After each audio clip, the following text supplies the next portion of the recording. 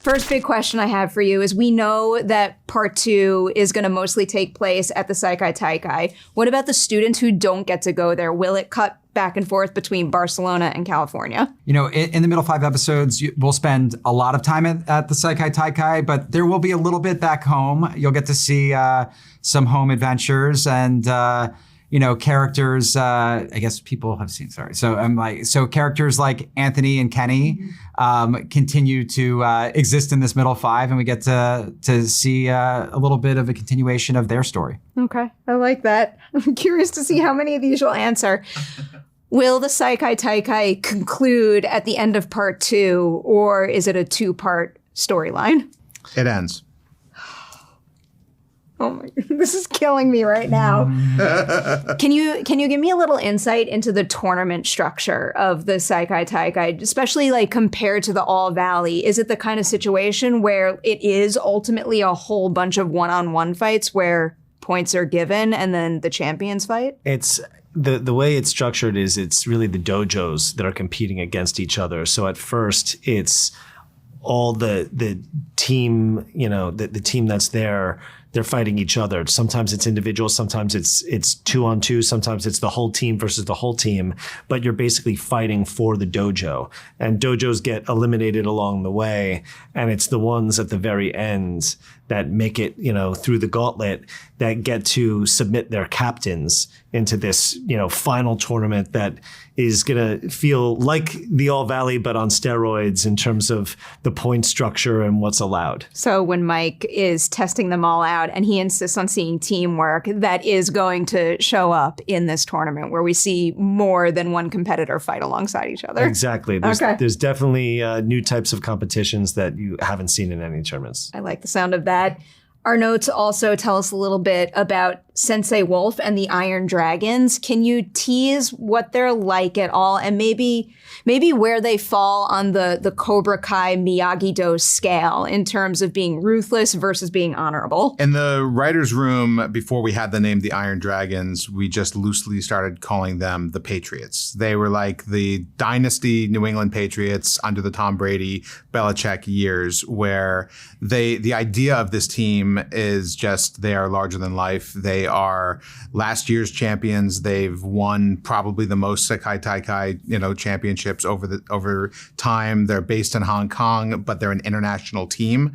It's the idea that they go out and they get the best fighters and they bring them into their dojo, and they are a team that's designed for world-class competition, and they're a team that brings home that trophy ruthlessly. So they are part of the rude awakening that Cobra Kai and Miyagi-Do experience when they get to the Sekai Taikai, that tells them our rivalry may matter to us, but there are 14 other teams here besides the two of us that we're going to have to get through, including this juggernaut. All I could think of now is if the Iron Dragons are the Patriots, which NFL team is Cobra Kai and Miyagi-Do? The Chiefs and... Who are the bad teams? Like wait, Cobra Kai is the Chiefs? No. Somebody. I would say like Miyagi-Do is the Chiefs. Okay. No, the Chiefs are really good, right? Yeah, Miyagi-Do's pretty good. I don't know. I mean, you get in here and you find out you're on the world stage, and there's all these teams are pretty good. What's the dirtiest football team? like an old school team like that the Raiders. Like the Oakland Raiders back in the day, or the. That's what Cobra Kai is. Yeah, that's Okay. probably. I feel like that's fair to say now that they're not the Oakland Raiders anymore. This is like an obnoxious rule type question, but Kreese is a fugitive. How does he get to Barcelona, and does anyone ever try to alert the authorities? Well, we can't tell you spoilers with any of that stuff, but I will say, Sensei Kreese has proven to be very resourceful over the years, and he was locked up unjustly. So, who knows if he was able to sort of weasel his way out of the legal troubles he's had. Marty can do anything in that role. I believe it all. All right, we got to talk about the epic full ensemble fights, because every single season you keep raising the bar, and people expect that now. So season 6, it's divided into 3 parts. Does that mean we're only going to get one, or could we get 2? One for part 2 and one for part 3?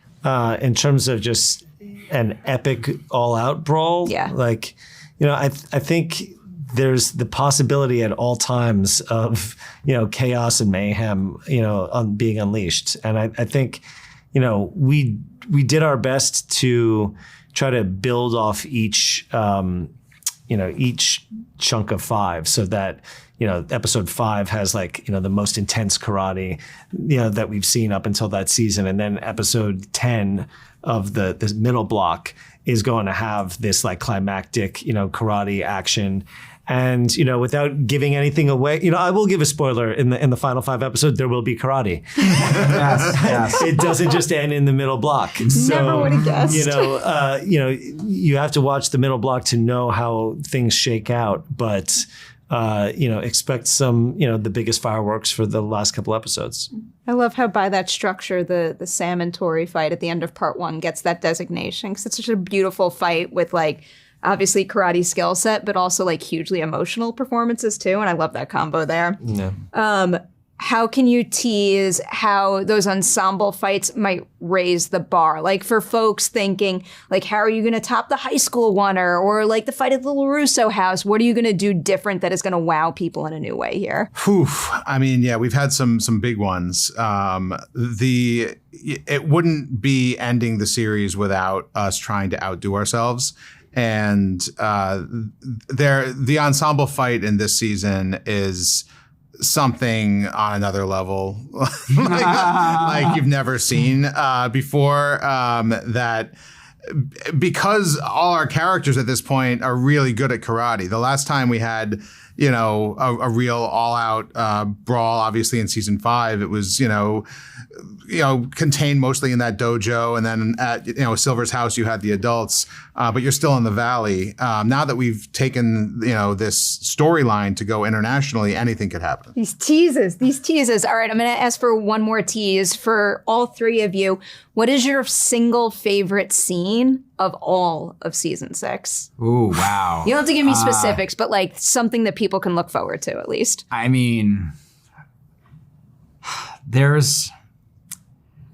I'll just say that a lot of the resolutions for me. I love, there's some amazing stuff in the middle 5 that's electrifying and there's giant fights, but I'm all about, the emotional core of these characters that we've been following, some for, 6 seasons and some since the movies for over 40 years.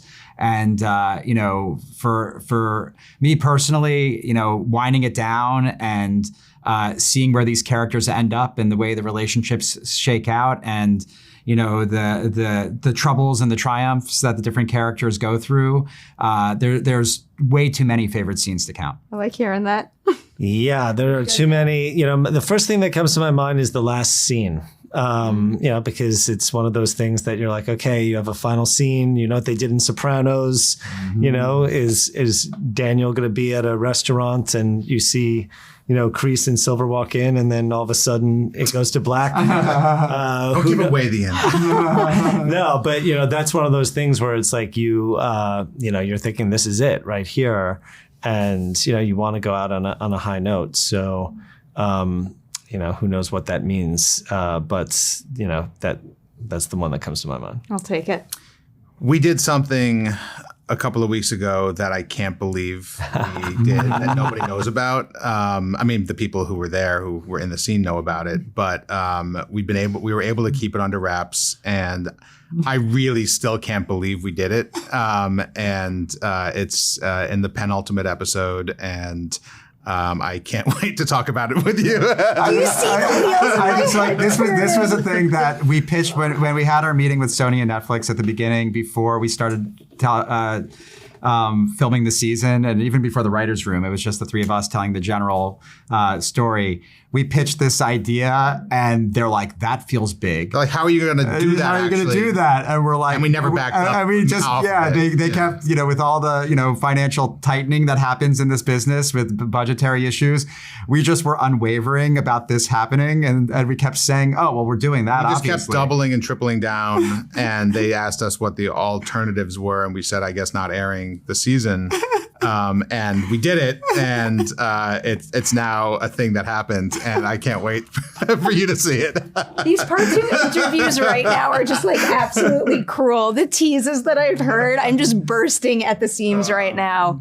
Congratulations. Oh, Thank you. thank Thank you you. so much. I'm so excited.